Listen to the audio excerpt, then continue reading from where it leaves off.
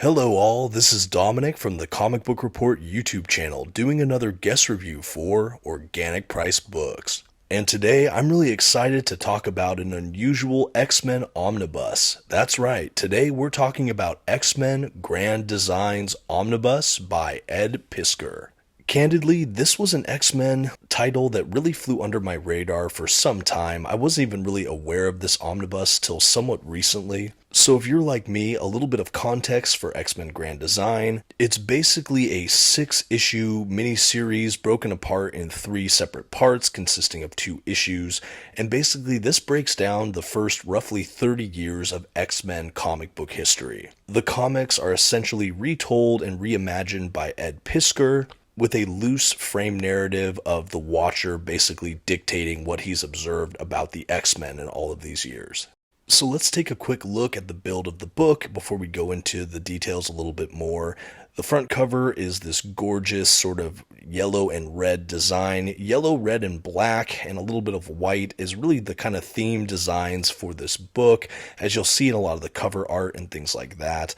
I believe some of these 2-issue parts were released in kind of a gallery edition X-Men Grand Design prior to this, but I personally really like seeing it in this omnibus format. It's not an overly long omnibus, but it's still a real little gem. I will say as well, for those that don't want any part of X-Men's history spoiled for them, this might not be an omnibus for you to buy, as essentially it's recapping the big highlights of the first 30 years of the X-Men comic title. Now I'm going to take a moment to take off that dust jacket for further details, as well as showcasing some of the under the dust jacket artwork for this collection. But going back to what I mentioned earlier, it is a recap of the first 30 years of X-Men, so while those that maybe want to experience those issues for themselves, you might want to skip some of this as it might spoil for you. On the other end, for those that maybe want to learn more about the X-Men but don't want to dive into years and years and years of history, this is a great Cliff Notes version of early X-Men. Or for longtime fans that have read all of these classic issues, but it's been a minute, this is also a fantastic refresher on the early X-Men era. I think one of the most difficult things for being an X-Men fan is just the sheer glut of comic book content that's there. It almost feels like its own comic book universe between all of the X titles, all the continuity, all the storylines, all the subplots, and so having something like this, where it's almost a crib sheet on the first 30 years, can be really an invaluable asset to some of those that maybe don't want to track down all of the early issues, or like I said, need a bit of a refresh. A quick look at the binding. It is sewn with quite an eye. There really isn't a lot of gutter loss in this volume, which was quite a treat. And as we finish up looking at the binding, and now that we've looked at the exteriors, I will begin to transition into going through the contents of the book itself.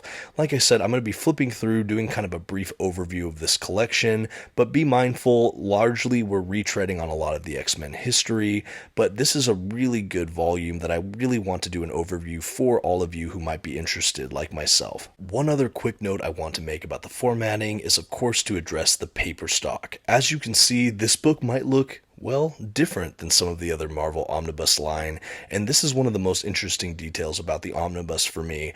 The paper stock they use is unlike any of the other collections we've been given so far. It is an intentionally aged paper stock. It is a nice thick archival kind of paper. I can't tell if you would consider this more matte than glossy. I might say that it's more of a matte paper, but I don't want that to get the wrong idea. It is a really thick paper. Like, the paper stock itself is much thicker than a lot of the other truly glossy print Marvel omnibuses we've been seeing lately. So this paper stock is nice, thick, it's not going anywhere, but it is intentionally aged looking. It's been yellowed or browned to give you that sort of authentic old comic book feel. You feel like you're trying to revisit an older era of comic book history, leafing through a yellowed comic book. A really fun facet, but something to be aware of. Another interesting thing about this book that should be mentioned, in addition to the 6-issue series, we have a couple extras, but we also have the reproduction of 3 key X-Men issues.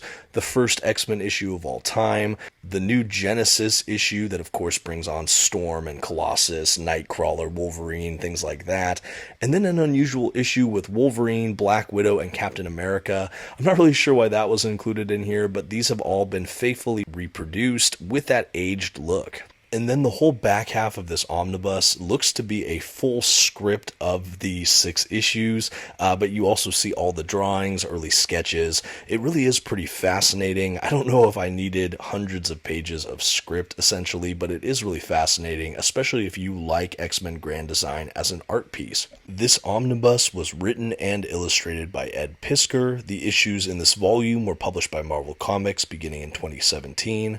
This volume collects X-Men Grand Design issues 1 and 2, X-Men Grand Design Second Genesis issue 1 and 2, and X-Men Grand Design Extinction issues 1 and 2, while also including those 3 reproduced issues I mentioned earlier. The oversized hardcover is a total of 448 pages. As far as a plot synopsis goes, I've already kind of touched on it, but essentially the Watcher is sort of commemorating, dictating the history of what he's observed with the X-Men thus far, basically starting with the beginning of the X-Men universe. Actually, even before X-Men, it goes all the way back to like Namor and some of the early appearances of mutants in those timely Marvel Comics, kind of old school Golden Age era. Ties that directly into the start of the Silver Age X-Men that Stan Lee worked on, and it kind of goes through the early history, Xavier forming his team of X-Men, some of those early squabbles with Magneto, some of those misadventures with the Brotherhood of Evil Mutants, their relationship with society at large as kind of the mutant outcasted subclass of people.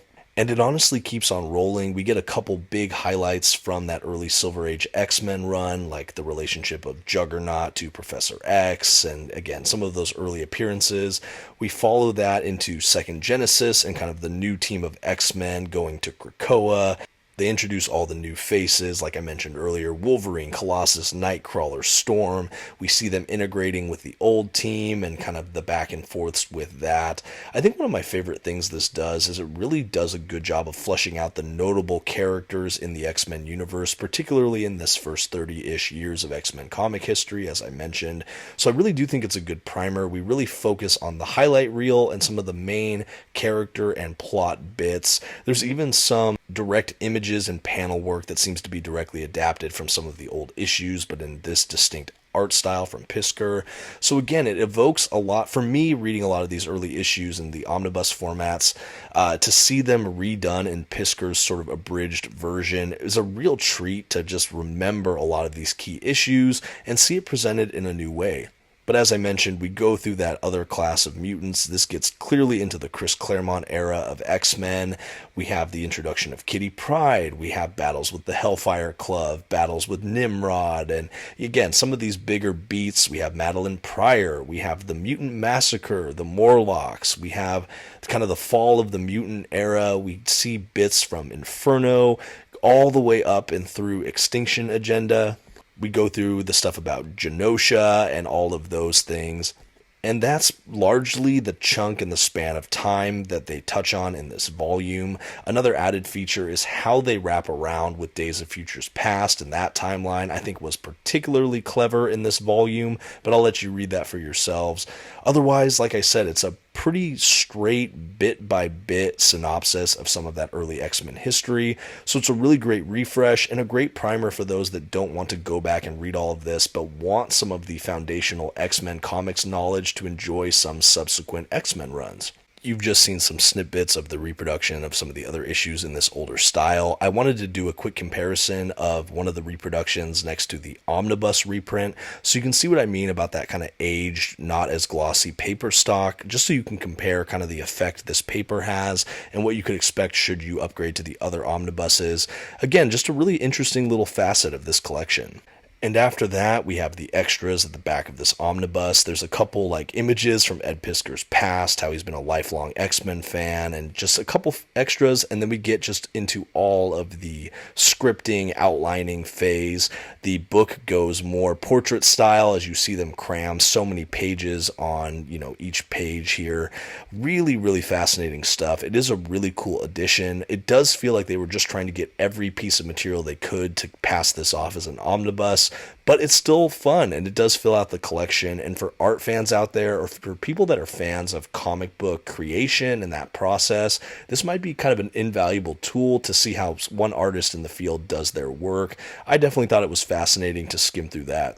And that really rounds out this entire omnibus. Like I said, there's so many more story bits inside that just recapture the history of the X-Men. Overall, would really want to recommend this to newer X-Men fans who don't plan on reading early X-Men, but maybe still want to catch up. And for all of those that really love the X-Men, this is a perfect love letter to that early era and a great refresh. I can't tell you the joy I had revisiting some of these plot lines in this new style, just remembering how great some of these characters are. If you're interested in a copy, please check out organicpricedbooks.com. And for more reviews like this one, please check out my channel, The Comic Book Report. I do a couple reviews a week with some other comic book miscellany. And until next time, thank you so much for watching. Have a good one.